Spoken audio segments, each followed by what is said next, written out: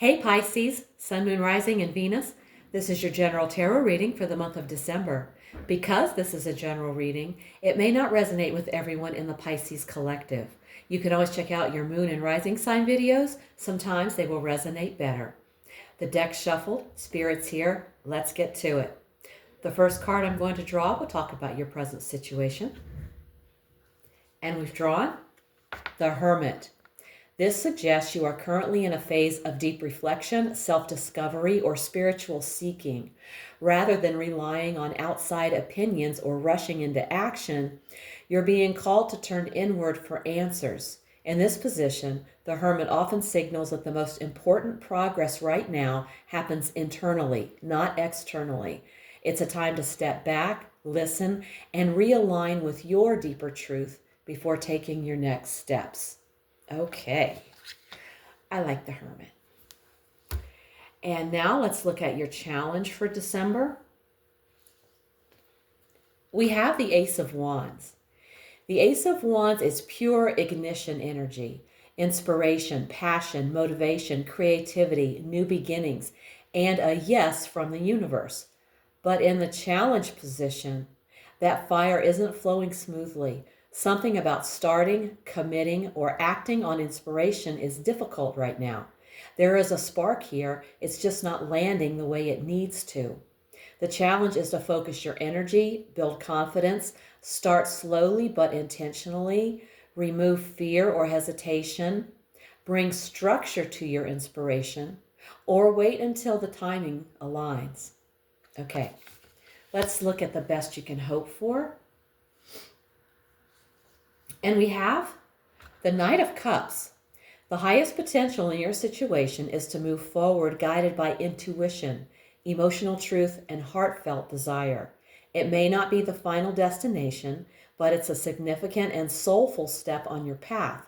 The Knight of Cups in this position says hope for emotional movement, heartfelt expression, and soul-aligned progress, whether in love, creativity, or personal growth. This card reminds you that your next best step is one led by the heart. Let your intuition guide you forward. Yes, great advice. And now let's look at your foundation. We have the Six of Swords. The Six of Swords as the foundation shows that this entire situation is being driven by a need to leave something behind, mentally, emotionally, or energetically. You may have recently moved on from something painful, or you're in the process of doing so, and this shift is the silent engine behind current events. You're coming out of something rough, and that healing process is the root cause of your current situation. All right. Let's look into your recent past. We have the King of Wands. A surge of confidence, leadership, or bold action is behind you, and it influenced where you are now. The King of Wands represents charisma, courage, vision, passion, and decisive leadership. In the past position, this energy has already taken place and is still influencing things. This can describe you, your mindset, or a person who played a key role. Even if that fire has cooled a bit now, the spark in the past positioned the situation you're in today. Let's look at your near future. And we have death, which I like to call transformation. This is one of the most powerful cards in the deck. Not about physical death, but about the death of something that's no longer meant to continue. A cycle, relationship, belief, job, or identity. A significant change or ending is imminent. Something that no longer serves your growth is being cleared away. The future holds a rebirth. But first, there must be surrender. This change might be uncomfortable or even painful, but it's divinely guided. It's not random. It's a clearing to make room for something more aligned. Yes, transformation. Now let's take a look at you. We have the Eight of Wands.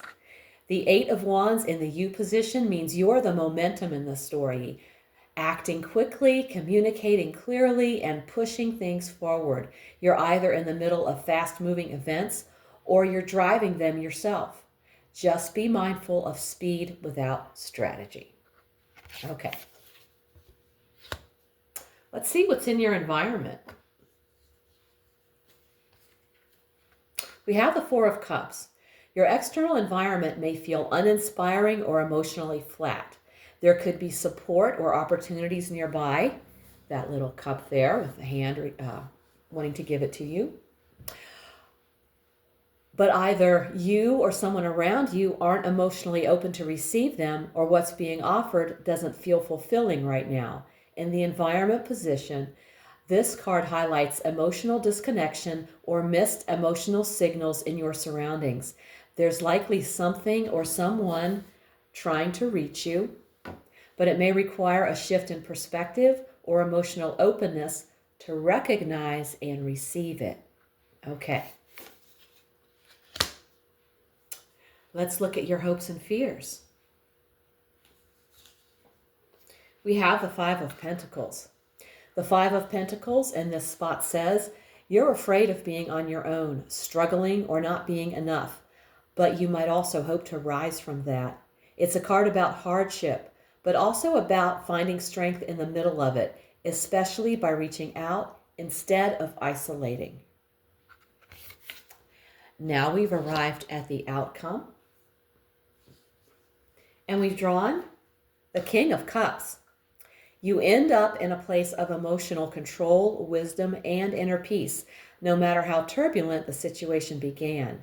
The King of Cups is calm in storms. He doesn't suppress emotions, he manages them.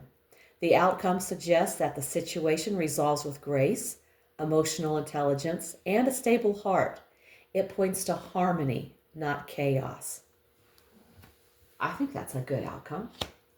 And now we're going to look at the card at the bottom of the deck, the energy underlying everything we've seen today. And we have the Wheel of Fortune. A cycle is turning even if you cannot see it yet. Change is building beneath the surface. Luck, timing, or external circumstances are shifting in your favor or simply shifting, period. There is a sense of momentum pushing the situation forward. With the wheel there, life is in motion. Something is ready to move, and you are being carried toward the next phase, whether you planned for it or not. Okay, let's take an oracle message from Spirit. Message of guidance for December. And it's taken from the Akashic Truth Oracle. We have reach out. You've isolated yourself and are trying to do everything on your own. It's okay to ask for help, so reach out to ask for support at this time. Very pertinent message to your reading. Thank you, Spirit.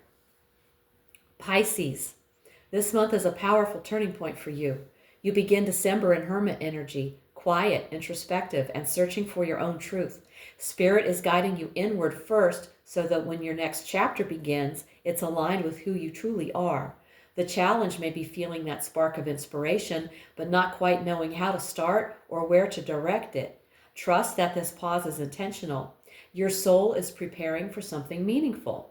You've already walked away from something heavy, and that healing journey is the foundation beneath everything showing up now. In the recent past, you acted boldly, courageously, and with vision. And even if the fire has dimmed a little, it lit the path that brought you here.